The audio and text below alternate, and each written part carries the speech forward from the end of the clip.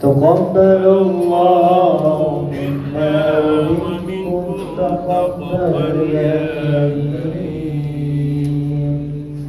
أعوذ بالله من الشيطان الرجيم. بسم الله الرحمن الرحيم. تبارك الذي نزل الفرقان على عبده ليكون للعالمين نذيرا. الذي له ملك السماوات والأرض ولم يتخذ ولدا ولم يكن له شريك في الملك وخلق كل شيء فقدره تقديرا. واتخذوا من دونه آلهة لا يخلقون شيئا وهم يخلقون ولا يملكون لأنفسهم ضرا ولا نفعا ولا يملكون موتا ولا حياة ولا نشورا. وقال الذين كفروا إن هذا إلا إفك افتراه وأعانه عليه قوم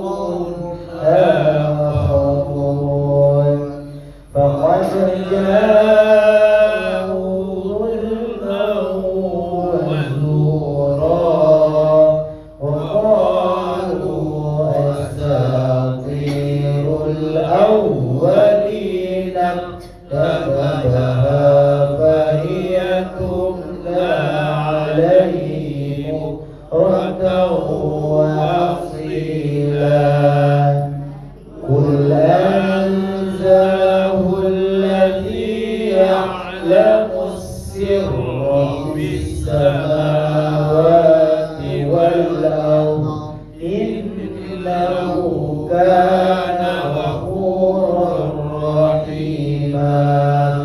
وقالوا ما لهذا الرسول يأكل الطعام ويمشي في الأسواق لولا أنزل إليه ملك فيكون معه نذيرا أو يلقى إليه كنز أو تكون له جنة يأكل منها. وقال الظالمون إن تتبعون إلا رجلا مسحورا. انظر كيف ضربوا لك الأمثال فضلوا فلا يستطيعون سبيلا. صدق الله العظيم وصدق الرسول النبي الكريم ونحن على ذلك من الشاهدين والشاهدين والحمد لله رب العالمين.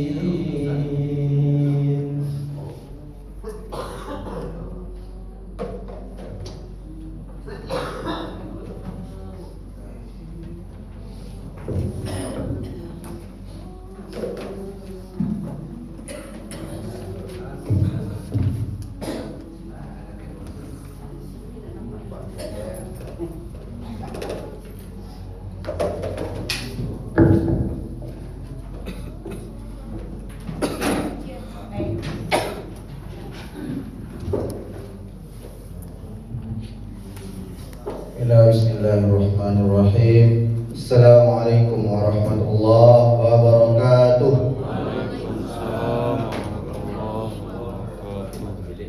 Innal hamdalillah nahmaduhu wa nasta'inuhu wa nastaghfiruh wa na'udzu billahi min shururi anfusina wa min sayyiati a'malina. May yahdihillahu fala mudilla lahu wa may yudlil fala hadiya lahu.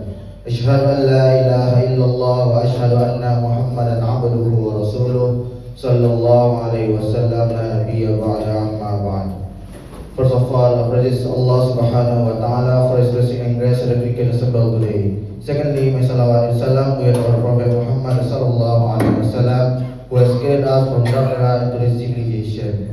Thirdly, I would like to thank to ladies and gentlemen who has given me the chance to be the MC today. Before we begin our Islamic lecture, let us say Basmalah. Bismillahirrahmanirrahim. Baiklah, saya di sini tidak akan memperpanjang mukadimah, langsung saja kepada Dr. Haji Rahmat Taufik kepada Al-Mukarram kita persilakan. Thank you for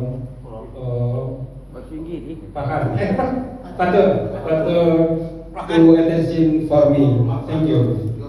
Bismillahirrahmanirrahim. Assalamualaikum warahmatullahi wabarakatuh. Waalaikumsalam warahmatullahi wabarakatuh. Alhamdulillahirabbil alamin. Wassalatu wassalamu ala asrafil anbiya'i wal mursalin wa ala alihi rasulillah ajmain. Rabbi shrah li sadri wa yassir li amri wahlul 'uqdatam min lisani yafqahu qawli. Pertama sekali marilah kita sama-sama memanjatkan puji beserta syukur kita kehadirat Allah Subhanahu wa taala atas segala nikmat dan karunia juga lah kita dapat berkumpul di mushola kita cinta ini dalam rangka melaksanakan kegiatan rutin kita, dalam rangka melaksanakan ibadah kita yaitu salat subuh berjamaah. Kemudian alhamdulillah juga telah kita ikuti tadi dengan mengaji 1 rakaat. Kemudian kita ikuti dengan kajian rutin Jumat pagi kita, dan insya Allah kita tutup dengan kegiatan al-widah kita nantinya. Kemudian salat dan salam dan lupa-lupanya kita kirimkan buat junjungan kita yakni Nabi besar Muhammad sallallahu alaihi wasallam. Yang kami hormati Bapak Ibu jamaah Musala Al-Taibah, Musala Masjid Baitur Rahim, yang kami hormati juga sekaligus pengurus dari Musala Al-Taibah, Baitur Rahim dan Al-Ikhlas. Pada minggu pertama setiap bulannya adalah giliran kami. Kemudian yang kami sampaikan pada kesempatan pagi ini adalah sambungan dari yang telah kita bicarakan 1 bulan yang lalu, yaitu masih masalah dengan berhubungan dengan kesadaran kita, yaitu usia purna bakti atau usia yang telah memasuki pensiun. Jadi tujuannya kita kaji seperti ini adalah untuk kita sendiri, kalau yang sudah memasuki usia purna bakti, kita bisa juga untuk yang belum memasuki usia purna bakti tapi ada di lingkungan rumah tangganya, orang tuanya atau nenek kakeknya yang telah memasuki usia seperti ini.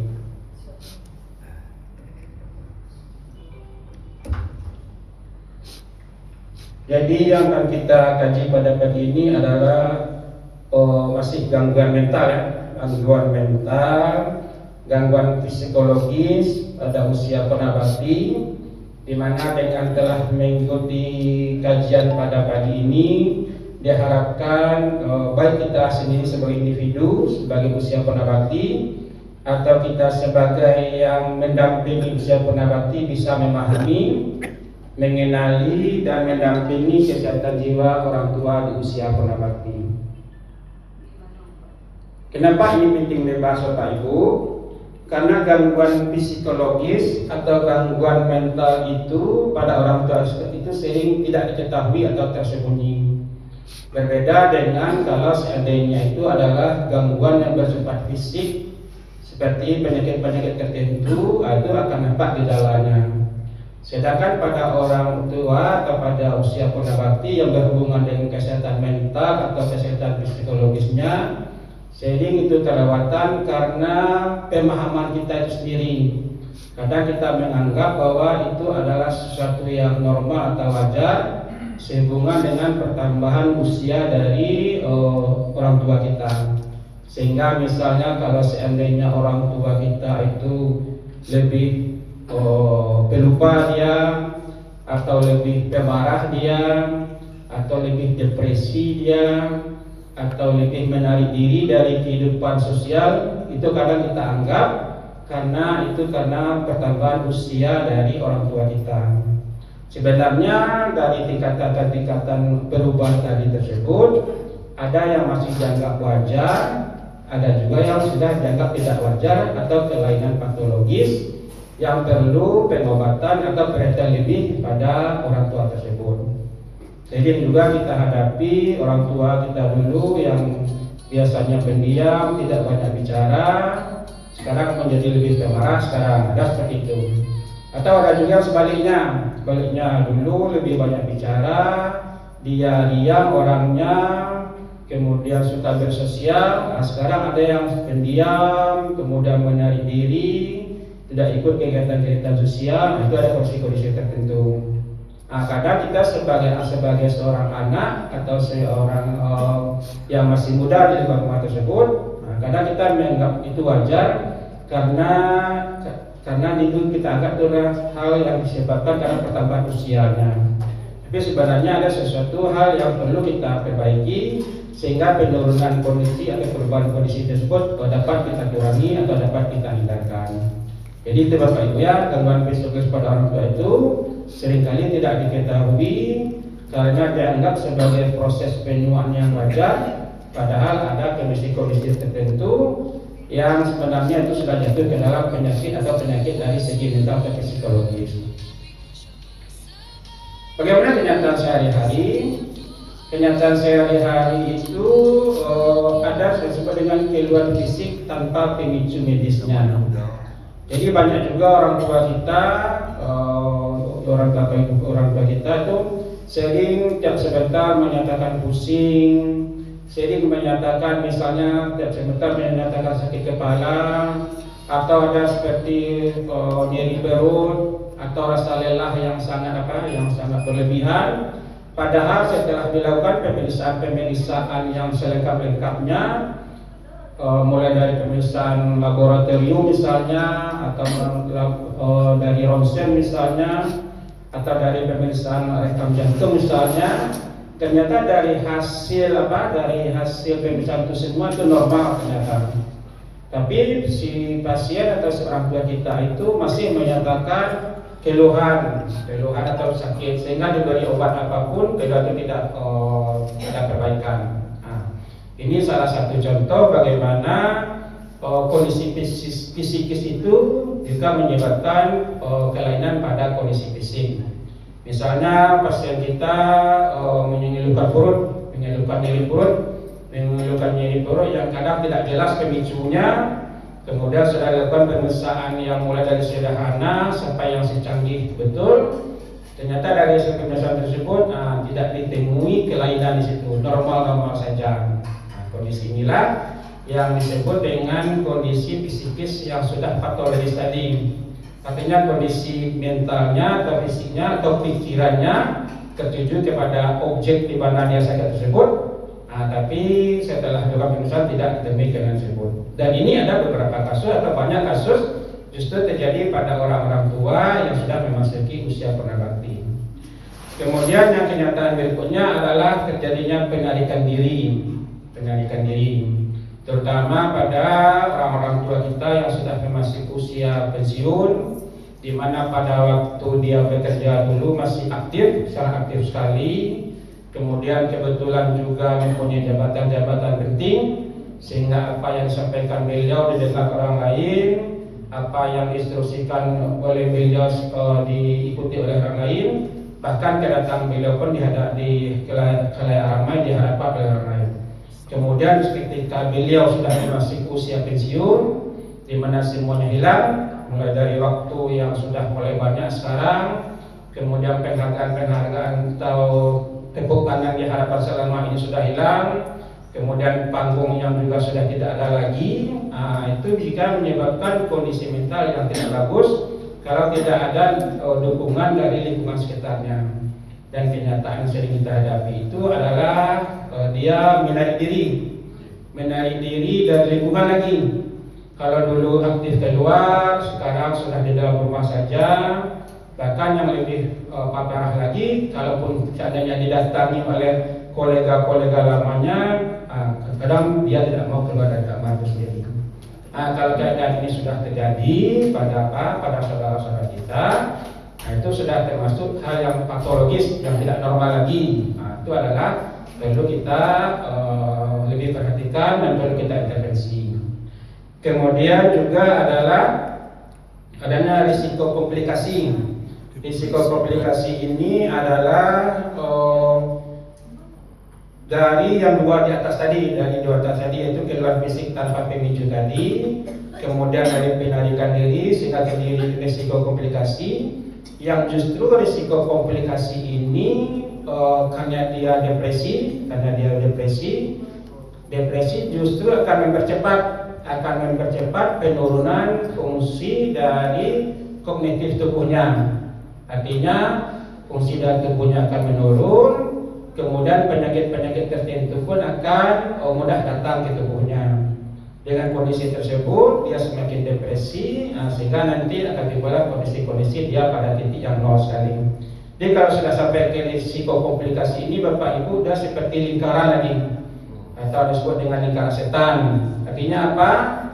Dia semakin depresi di satu sisi, kemudian dia semakin depresi itu akan memudahkan timbulnya penyakit-penyakit yang berhubungan dengan fisiknya. Dengan timbulnya penyakitnya tadi, depresinya itu semakin menurun. Dengan depresinya semakin menurun, penyakitnya akan semakin bertambah berat atau bertambah banyak macamnya. Karena dia akan seperti lingkaran tadi itulah, maka kadang-kadang ada juga kejadian Bapak Ibu, tapi mungkin tidak banyak di negara kita. Adanya yang paling jelek itu adalah terjadinya kasus bunuh diri pada orang-orang yang sudah berusia lansia. Tapi alhamdulillah di negara kita tidak banyak, justru banyak terjadi di negara non-muslim. Atau ada juga justru di usia-usia lansia ini terjadi orang-orang tersebut justru masuk ke rumah sakit jiwa. Ada juga tuh, ada juga seperti itu. Tapi alhamdulillah yang dua kasus ini adalah yang bersifat ekstrim ya, yang bersifat ekstrim yang biasanya terjadi di negara-negara maju atau di negara-negara muslim.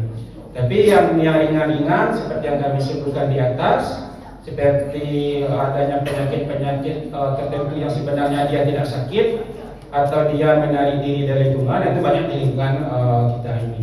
Janganlah sampai kita minimal kita di lingkungan perilaku dampak ini, jangan sampai kita seperti kondisi seperti itu. Kemudian kita lanjut Bapak Ibu. Nah, ini faktor-faktor pemicunya.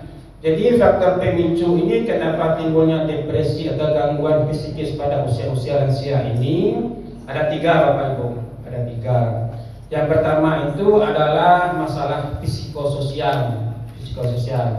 Seperti yang telah kami sampaikan tadi, kehilangan peran pasca pensiun atau berduka duka karena kehilangan pasangan hidup. Atau bisa juga anak-anak yang selama ini membersamai kehidupan kita, dia telah pindah kota karena dia juga melanjutkan kehidupannya di kota yang lain. Jadi ini adalah faktor-faktor psikososial. Kehilangan peran pasca pensiun ini telah kami gambarkan tadi, terutama pada waktu dia masih bekerja itu, pada waktu dengan sangat aktif sekali, dengan waktu yang sangat sibuk sekali, kemudian dengan jabatan yang penting sekali, sehingga apa yang disampaikannya didengar orang. Kemudian pada waktu beliau memasuki pensiun atau pasca pensiun, semuanya hilang. Jadi kalau seandainya dia seperti itu, kalau tidak kuat mentalnya, akan timbullah yang gangguan-gangguan berhubungan dengan psikososial. Kemudian juga berita duka pasangan hidup kita ya, pasangan hidup yang telah hidup mungkin bersama kita 30, 40 tahun sampai 50 tahun. Kemudian salah satu pasangan hidup tadi meninggal kita, itu sangat berat sekali itu dari sisi psikososialnya. Juga rumah kita yang ramai dengan anak jumlah 2 atau 3 orang yang selalu bersama kita 24 jam. Kemudian karena anak kita ini kebetulan dapat kerja atau dapat pasangan hidup yang di kota lain, sehingga satu berangsur-angsur meninggalkan kita. Akhirnya yang dulu awalnya kita 2, kemudian kita menjadi 5, kemudian menjadi 2 lagi. Nah, itu bisa mempengaruhi masalah-masalah psikososial pada kehidupan di orang tua. Nah, dari yang apa tadi? Dari 3 contoh yang kami sebutkan tadi, yang paling berat itu adalah kehilangan pada pasca pensiun, kemudian juga kehilangan pasangan hidup, baru terakhir ketika kita ditinggalkan oleh anak-anak kita. Nah, ini adalah kenyataan atau faktor pemicu kenapa timbulnya gangguan psikososial pada orang-orang tua atau pada usia purnabakti. Kemudian berikutnya yang kedua adalah faktor biologis. Jadi wajar Bapak Ibu ketika badan kita sudah banyak kita pakai, kemudian juga terjadi faktor penuaan pada organ-organ kita, maka wajarlah pada tubuh kita itu kita sudah identik dengan penyakit-penyakit tertentu. Keseharian kita kalau dulu lebih banyak berhura-hura, lebih banyak misalnya di kafe, nah sekarang keseharian kita itu lebih banyak ke rumah sakit lagi. Pergaulan kita dengan medis lagi, apalagi penyakit-penyakit pada orang tua ini adalah penyakit-penyakit yang bersifat degeneratif. Apa itu penyakit degeneratif? Penyakit degeneratif ini adalah penyakit yang melekat di tubuh kita. Artinya kita akan susah mencapai kata-kata sembuh. Yang ada itu kita capai adalah perbaikan. Misalnya kita sudah dihinggapi oleh penyakit gula atau penyakit hipertensi misalnya, atau penyakit tinggi kolesterol misalnya. Itu adalah penyakit-penyakit yang sebenarnya akan melekat di tubuh kita. Artinya dia akan susah dikatakan sembuh lagi kalau seandainya yang menyebabkan itu kita lakukan. Contoh misalnya sekarang kita divonis gula kita tinggi, kemudian kita sudah minum obatnya, kemudian kita jaga pola makan kita, mungkin tuh saat ini gula tadi menjadi rendah. Tapi kalau seandainya nanti kita sudah tidak kontrol lagi misalnya, atau misalnya pola makan kita tidak jaga lagi, ya dia akan naik lagi. Nah, itu yang disebut dengan penyakit-penyakit yang sudah melekat di tubuh kita. Beda misalnya dengan penyakit-penyakit pada anak misalnya. Anak-anak misalnya sakit campak diobati, kemudian hilang penyakitnya, itu dia tidak akan pernah lagi itu, ataupun akan jarang sekali. Nah, beda dengan anak. Tapi kalau ketika kita sudah di usia purnabakti ini, kita akan didekati oleh penyakit-penyakit yang kami sebutkan tadi. Atau misalnya pada bapak-bapak misalnya prostat misalnya dia akan selalu kontrol itu sekali. Dengan kondisi seperti itulah, maka kalau mental kita tidak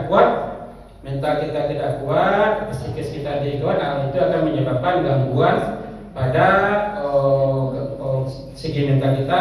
Kalau seandainya ada penyakit-penyakit tertentu yang kadang akan lebih berat, kalau seandainya akan lebih susah lagi kita obati.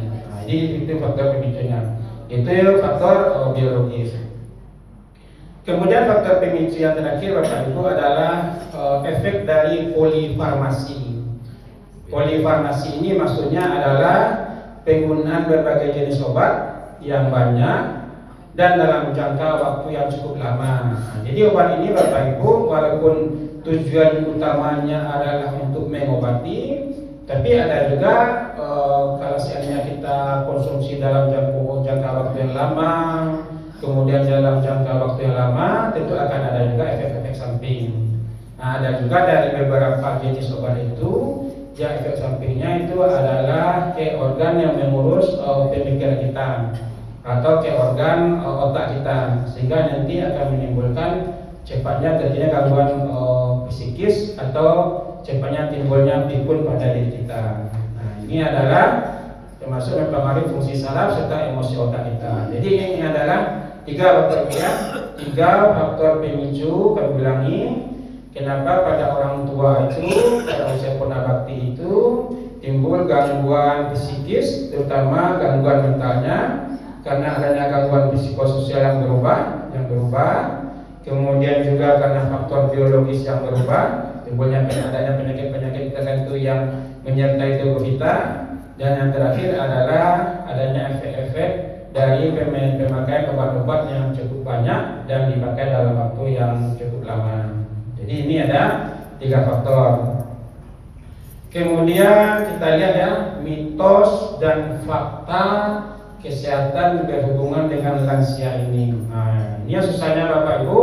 Kadang kita menganggap mitos ini yang benar sebenarnya, tapi kenyataannya itu adalah yang tidak benar. Misalnya kita selalu menganggap ya, apalagi orang anak muda dia mendampingi kakek neneknya atau mendampingi orang tuanya yang sudah masuk usia purnawati, mereka menganggap bahwasanya adalah depresi dan pikun itu adalah hal yang normal pada lansia. Nah, itu mereka anggapkan. Itu adalah sebenarnya hal yang tidak benar, Bapak Ibu. Adalah hal yang salah ya, dengan salah. Karena keduanya yang sebenarnya adalah kondisi medis yang dapat dicegah dan ditangani. Itu sebenarnya. Kemudian bagaimana cara kita untuk mencegah dan menanganinya? Tentu adalah orang-orang tua kita itu mendapat perawatan medis yang lebih tepat dan lebih awal. Jadi yang 3 faktor pemicu yang di awal tadi Bapak Ibu, yang ini. Nah, kalau seandainya kita ingin orang tua kita tidak cepat depresi atau pikunnya, atau kita sendiri jangan sampai kondisi seperti tadi, ya yang ini harus kita amati. Sini intervensi kita di masalah psikososial ini. Contoh misalnya, kalau seandainya kita sudah masuk di pasca pensiun ini, ya sudah lepas semuanya, ikhlas kita. Artinya memang begitulah perjalanan hidup kita. Kalau seandainya kita dulu punya jabatan, punya kedudukan, sekarang tidak lagi, ya ikhlas kita menerima bahwa memang sampai situlah jalan kita. Bahwa jabatan yang apa tadi itu harus kita wariskan kepada generasi berikutnya. Jangan sampai segitu berpikir. Misalnya anak kita pindah ke kota lain, ya kita terima. Memang itulah hidupnya, memang disitulah rezekinya, kita terima. Mungkin dengan kita sering berhubungan, dengan komunikasi yang semakin bagus sekarang, itu juga mengurangi kondisi-kondisi hidup kita terhadap anak kita. Termasuk juga dengan kondisi-kondisi ini, kita harus menghindari penyakit-penyakit, kita harus menghindari kontak dengan dokter. Salah satunya adalah dengan pola hidup sehat. Kemudian juga faktor yang ini, kalau seandainya ini sudah kita bisa atasi, ya ini otomatis juga sudah bisa kita atasi. Jadi dengan kita menghindari yang 3 ini, mungkin yang kondisi yang atas ini dapat kita hindari. Ataupun kalaupun akan terjadi, tentu akan lebih ringan tingkatannya dibanding kalau seandainya kita tidak menghadapi kondisi-kondisi tadi. Kemudian mitos yang kedua adalah lansia tidak lagi membutuhkan interaksi sosial. Nah, ini yang sangat salah sekali ini. Sangat salah sekali, terbenar sekali ini. Justru lansia itu membutuhkan interaksi sosial. Salah satunya adalah interaksinya seperti yang kita lakukan sekarang ini. Kita ke masjid, kita ke musala, nilai ibadahnya dapat. Berhubungan dengan kajian kita pada pagi ini, nilai kita dapatkan ini adalah sosialisasi. Mungkin kita berbicara, berkomunikasi dengan teman-teman satu angkatan kita. Kemudian kita mengkaji, masih ada waktu kita kaji Al-Quran yang dibacakan oleh ustaz kita, sehingga hari-hari kita itu bisa terisi, hari-hari kita itu bisa kita sibukkan dengan kondisi kita sosial ini, sehingga nanti kondisi-kondisi yang menyebabkan kita depresi itu dapat dihindari. Nah, jadi Bapak Ibu, kalau seandainya sudah dengan kondisi yang kita jalani, dipertahankan, kalau perlu ditingkatkan lagi, ada lagi kegiatan yang bisa kita isi, misalnya antara subuh dengan zuhur, ada lagi kegiatan yang kita isi. Kemudian ada lagi kegiatan kita sehingga hari kita itu terisi, kondisi-kondisi yang kita kami seperti itu dapat dihindari. Nah, ini yang sebelah kanan kami itu mencegah kesepian dan isolasi emosional. Nah, jadi kalau seandainya ada teman seangkatan kita, atau bagi yang muda ada orang tua atau neneknya di rumah sudah mulai menyadari dirinya, tarilah ke apa lagi? Tarilah ke musala, tarilah ke lingkungan yang bisa sosialisasi, sehingga kondisi-kondisi yang kami sebutkan tadi dapat terhindar. Kemudian terakhir adalah sifat sering marah hanya karena faktor usia. Jadi kadang kita menganggap orang tua yang marah-marah, orang tua yang tanpa ada pemicu dia marah-marah saja, itu sebenarnya itu tidak benar juga. Pasti ada pemicunya di kondisi seperti itu. Kalau selama ini kita menganggap karena beliau sudah tua, beliau sudah pikun, sehingga kita membiarkan kondisi tersebut. Sebenarnya ada kondisi-kondisi tertentu yang menyebabkan dia kondisi seperti itu. Biasanya kalau orang tua seperti itu adalah sudah timbulnya ada rasa kecemasan berlebihan pada dirinya. Timbulnya rasa kecemasan, apalagi beliau dihinggapi oleh penyakit-penyakit tertentu yang susah diobati, sehingga nanti pemikiran-pemikiran ke arah ke arah kematian, kemudian ke arah pemikiran ibadah belum cukup, kita sudah meninggalkan dunia, sehingga kompensasinya salah satu dia sering marah. Kondisi-kondisi seperti itulah dapat kita tarik lagi, kemudian kita ikutkan di lingkungan kita, ataupun kalau diri kita sudah merasa kondisi seperti itu, sekaranglah kita bersosialisasi. Semoga hal-hal yang seperti disampaikan tadi dapat dihindarkan. Ini adalah mitos dan fakta-fakta yang berhubungan dengan masalah psikis pada orang tua. Sebenarnya masih banyak mitos-mitos yang lain Bapak Ibu, yang mitos itu yang kadang justru kita anggap benar di situ, sehingga timbul kita anggap benar, sehingga semakin lama semakin parah terjadi pada orang tua kita. Kemudian yang terakhir Bapak Ibu, ini yang apa ya?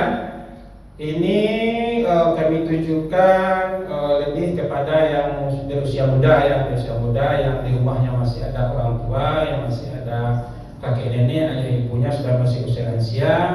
Bagaimana kita tetap mendengarkan tetap mendengarkan dengan empati apa-apa yang disampaikan oleh orang tua kita.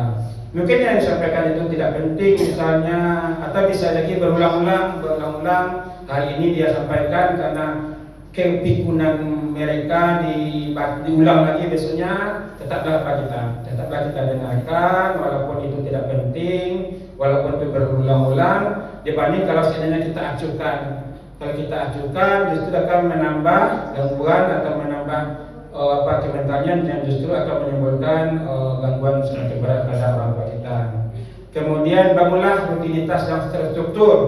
Rutinitas yang terstruktur ini maksudnya kasih orang tua kita atau diri kita itu kegiatan harian.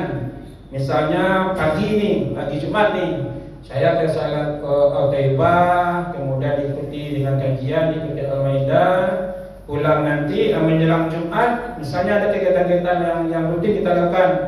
Apakah nanti kita berkumpul seusia kita, kemudian ada kajian-kajian atau pembelajaran yang kita ikuti, kemudian kita nanti salat Jumat misalnya, kemudian habis salat Jumat kita istirahat di rumah. Kalau seandainya nanti tinggal dengan anak dan cucu, nanti orang cucu pulang nanti salat asar lagi. Jadi ada kegiatan-kegiatan rutinitas, sehingga nanti waktu-waktu kosong kesendirian orang tua itu tidak ada.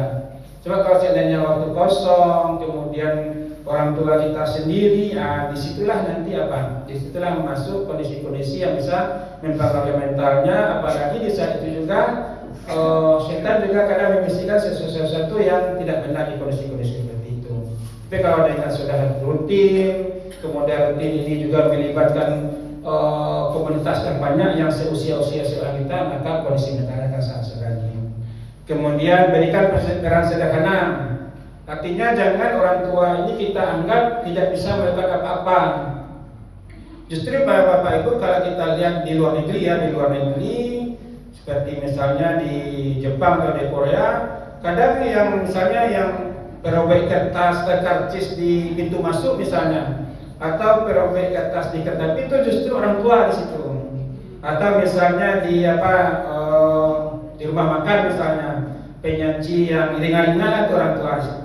Itu peran yang artinya dikasih kesibukan sehingga kognitifnya masih terangsang, pemikirannya masih terangsang, sehingga di kondisi-kondisi yang tersebut berbeda. Jadi orang tua kita, Bapak Ibu, walaupun kita anggap sudah pensiun, jangan dianggap mereka tidak bisa melakukan apa-apa. Berilah peran-peran tapi yang sesuai dengan usia yang dilakukannya, misalnya yang sesuai dengan usia yang dapat dilakukannya. Jangan pula nanti terpaksa artinya orang tua kita sudah masih usia pensiun, kemudian kita bekerja, anak kita ada 4, kita titipkan semuanya ke orang tua. Itu juga tidak benar seperti itu ya. Jangan seperti itu. Justru kalau seandainya peran itu melebihi kemampuan dia menerima, itu justru akan menimbulkan kondisi-kondisi mental juga tidak bagus. Salah satunya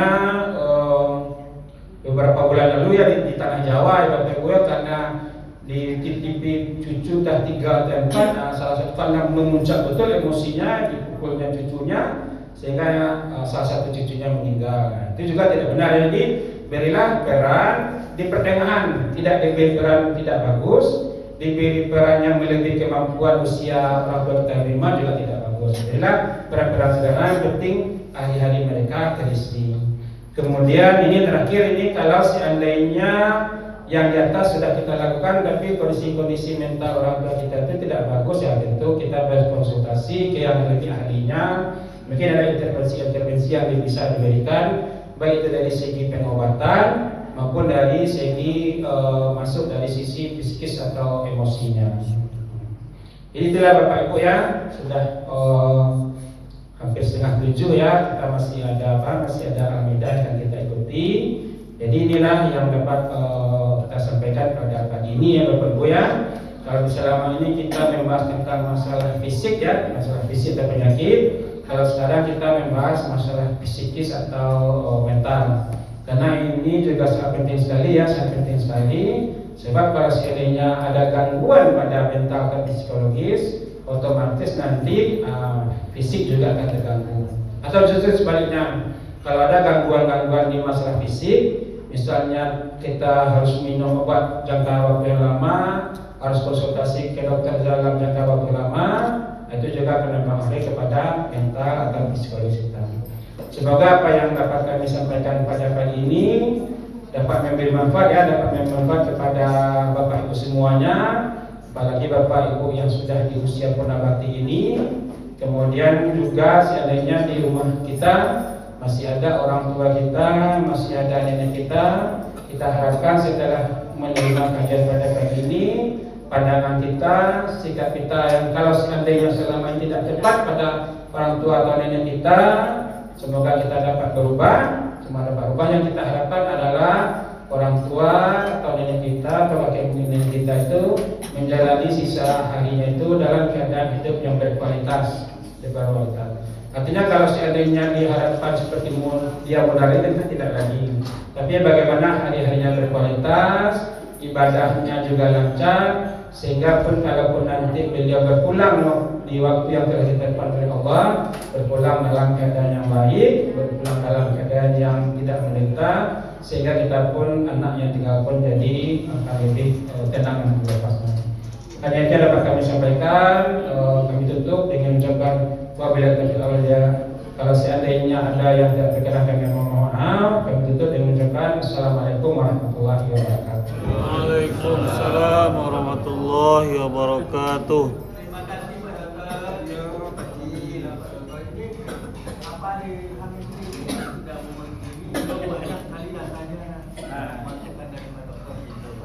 Baiklah, syukran jazilan untuk Pak Dokter.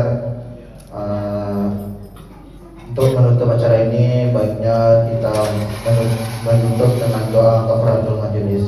Subhanakallahumma wa bihamdika asyhadu an la ilaha illa anta astaghfiruka wa atubu ilaik.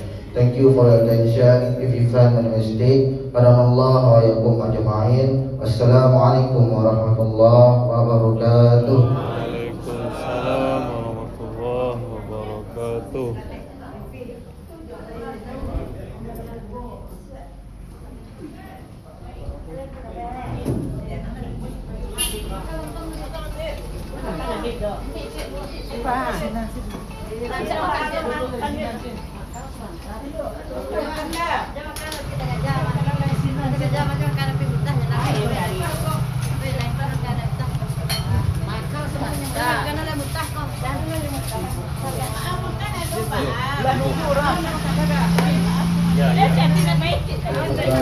Asam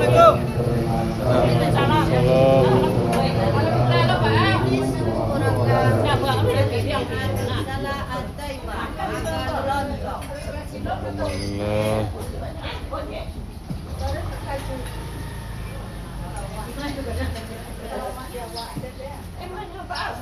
Yo, Andi.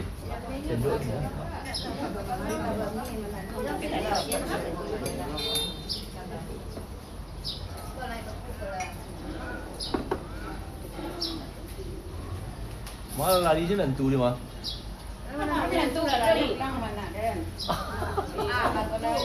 Hah?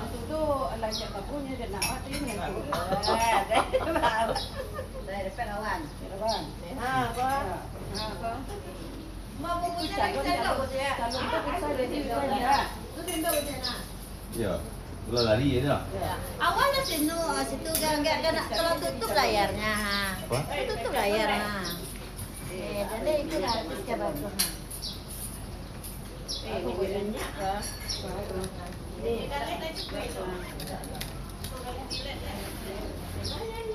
Hello.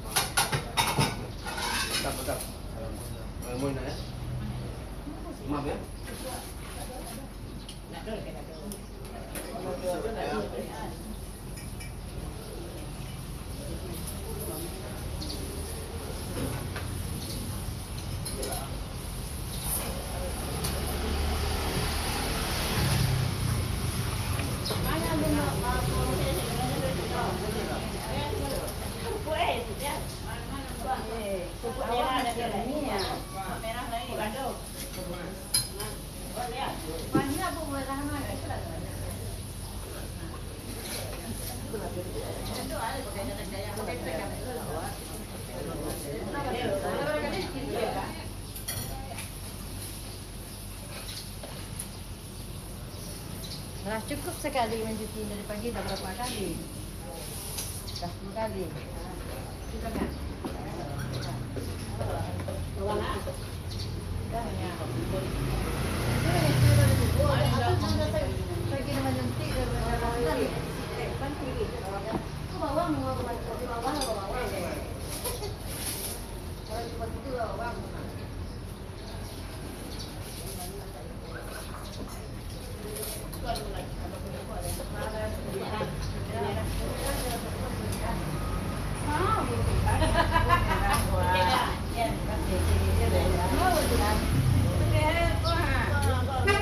Tinggal dua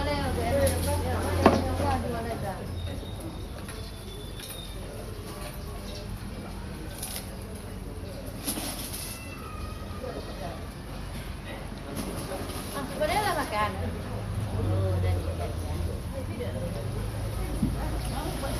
Alhamdulillahirabbil alamin. Assalamualaikum warahmatullahi wabarakatuh. Insyaallah umat Islam bersatu membantu Palestina, Sudan, Yaman dan Iran. Amin ya rabbal alamin. Insyaallah umat Islam bersatu melawan pasukan Zionis Israel. Amin ya rabbal alamin. Rabbana atina fid dunya hasanah وفي الآخرة حسنة وقنا عذاب النار والحمد لله رب العالمين. السلام عليكم ورحمة الله وبركاته.